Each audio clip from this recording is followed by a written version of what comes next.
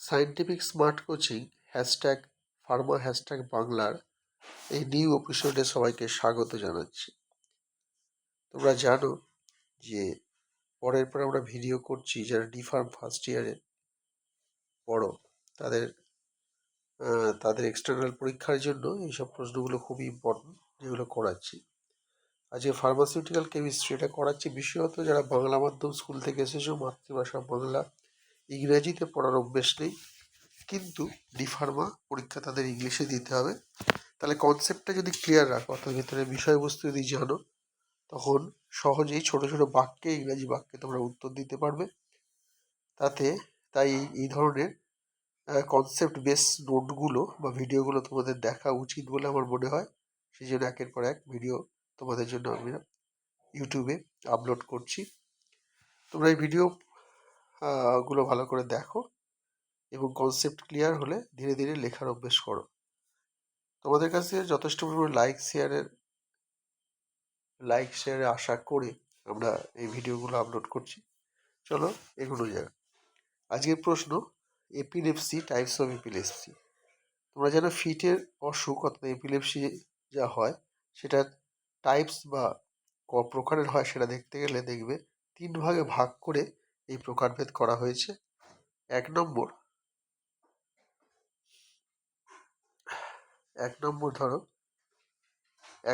Based on seizure type, অর্থাৎ কি ধরনের খিচুড়িটা হচ্ছে তার উপর। বেসড অন কজ, অর্থাৎ বেসড অন কজ এবং চাইল্ড এবং ধরো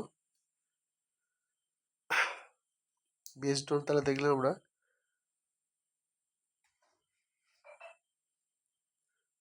আমরা যা দেখলাম অর্থাৎ কিনা বেসড অন কজ অর্থাৎ কারণ, আর বেসড অন সিনড্রোম। তাহলে এই 3 ভাগে ভাগ করা হচ্ছে। তাহলে প্রথমে দেখা যাক বেসড অন সিজার টাইপ কি ধরনের। ফোকাল অনসেট, জেনারেলাইজ অনসেট আর আননোন অনসেট, এটা হচ্ছে বেসড অন সিজার টাইপ।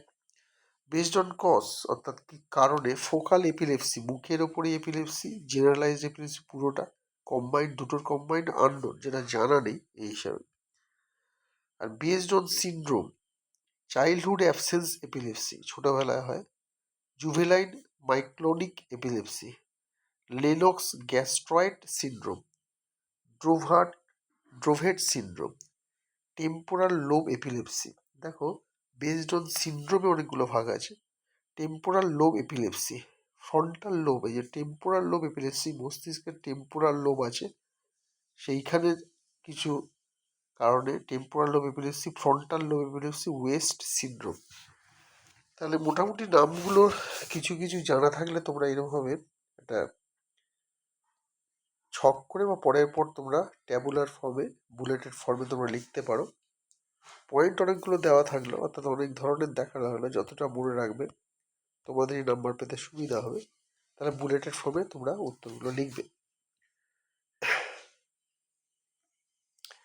পরবর্তী একটা প্রশ্ন আমরা যাই, সেটা হলো এপিনেফ্রিন, নন এপিনেফ্রিন, নন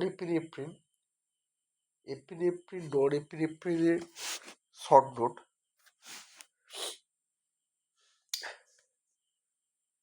এপিনেফ্রিন, নন এপিনেফ্রিনের শর্ট নোট যেটা তোমরা করবে,